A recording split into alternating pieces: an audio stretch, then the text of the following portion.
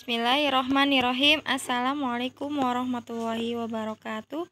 Alhamdulillahirrabbilalamin. Hari ini kita kembali ya belajar mata pelajaran matematika ya. Masih di bab bilangan. Nah, sekarang kita masuk ke subbab bilangan pecahan ya. Kemarin kita sudah belajar bilangan bulat, sekarang kita lanjut ke bilangan pecahan. Nah, di sini apa itu pengertian pecahan? Bilangan pecahan adalah bilangan yang digunakan untuk menyatakan banyak sesuatu yang tidak utuh ya. Bilangan pecahan dituliskan dalam bentuk A per B, dengan A dan B bilangan bulat dan B bukan sama dengan 0. Ya harusnya nih sama dengannya dicoret G, Afan di sini tadi saya lupa mencoretnya. Ya bukan sama dengan 0 ya. A disebut sebagai pembilang dan B disebut sebagai penyebut ya. Kemudian di sini nanti ada ini ya, bentuk-bentuk pecahan. Yang pertama ada pecahan biasa ya. Pecahan biasa ini terdiri dari pembilang dan penyebut ya. Harusnya ini ada contohnya ya. Nah, contohnya misalnya 5/6 ya, atau 3/4, 2/3 dan seterusnya ya. Insya Allah udah bisa ya kalau pecahan biasa. Kemudian yang pecahan desimal adalah pecahan yang mempunyai tanda koma ya. Kemudian tanda koma ini yang memisahkan bagian bulat dan bagian pecahannya. Contohnya ini 0,3, 3,25, nanti ada 2,5 dan seterusnya ya. Kemudian pecahan campuran. Pecahan campuran terdiri dari bilangan bulat dan diikuti oleh pecahan. Contohnya nanti bisa 2, 6/7 atau misalnya 3, 1/2 ya. Jadi di depannya itu ada angka utamanya kemudian diikuti oleh pecahan. Ya maaf ya di sini tidak terlihat. Kemudian yang 4 adalah pecahan persen. Persen berarti per 100 ya, tandanya seperti ini ya. Di sini ada ya 30%, 20% ya, ini adalah pecahan persen. Nah, kemudian untuk nomor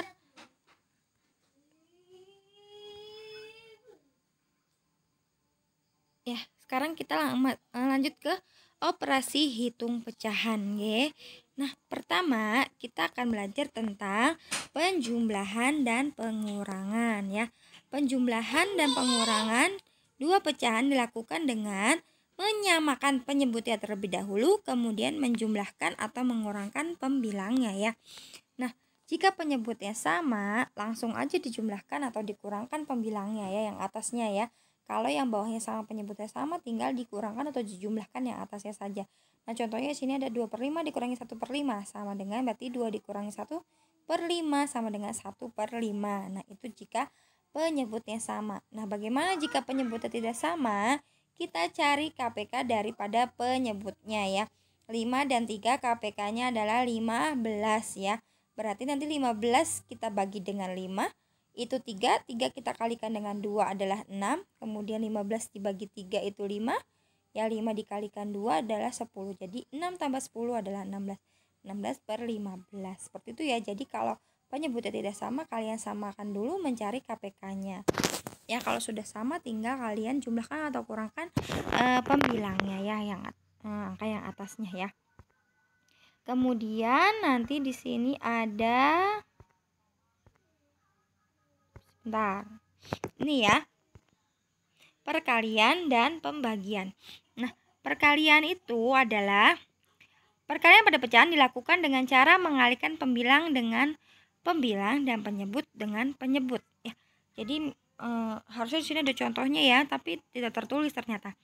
Misalnya 3/5. Saya tulisin aja.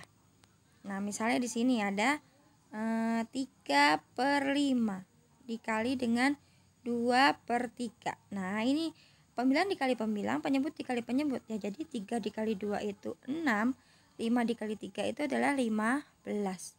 Seperti itu ya cara perkalian dalam pecahan. Nah, sedangkan pembagian yaitu perkalian dengan kebalikan dari pembaginya. Nah, contohnya misalnya di sini ya. Ini maaf ya, salah, ini harusnya 3 misalnya per 5 ya aja ya. Kita kalikan dengan 1/5. Dibagi ya, ini maaf ya, dibagi ya. Ini kan pembagian, dibagi. Ini dibagi nggih. Nah, Gimana caranya? Caranya itu bilangan yang depannya itu tetap. Nah, bilangan yang belakangnya itu berubah. Jadi 5/1. Kita balik ya. 1/5 jadi 5/1 dan tandanya juga berubah menjadi tanda kali ya. Kalau sudah begini mudah ya, sama dengan 15/5. 15 dibagi 5 adalah 3. Nah, seperti ini ya caranya ya. Jadi kalau pembagian kita balik yang bilangan belakangnya ya, kemudian tandanya juga berubah menjadi perkalian. Seperti itu, oke. Pembagian dalam pecahan. Kemudian yang terakhir ini ya, tambahannya yaitu pecahan senilai. Ibu kalian tidak ada ya, nanti bisa dicatat di buku tulis ya, untuk catatan kalian ya untuk tambahan. Apabila pembilang dan penyebut dikali ya atau dibagi dengan bilangan yang sama, maka akan memperoleh pecahan yang senilai. Nah, misalnya di sini A per B sama dengan A kali M per B kali M. Jadi nanti ya dikalikannya dengan angka yang sama ya, atau boleh A dibagi M, B dibagi M. Nah, di sini ada contohnya. 2/3 sama dengan, nah ini ya, 2 dikali 3, 3 dikali 3. Jadi 3-nya ini bilangan boleh berapa aja, boleh 5, boleh 6, 7, 8, 9, terserah kalian ya. Yang penting nanti harus sama angkanya yang belakang sini ya. 2 kali 3 itu 6, 3 kali 3 itu 9.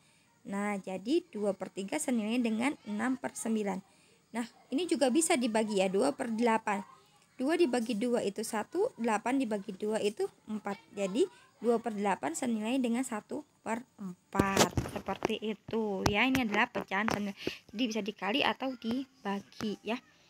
Nah, alhamdulillah ya untuk pecahan insya Allah sampai sini dulu ya. Untuk lebih jelasnya silahkan kalian bisa mengerjakan ya latihan soal ya.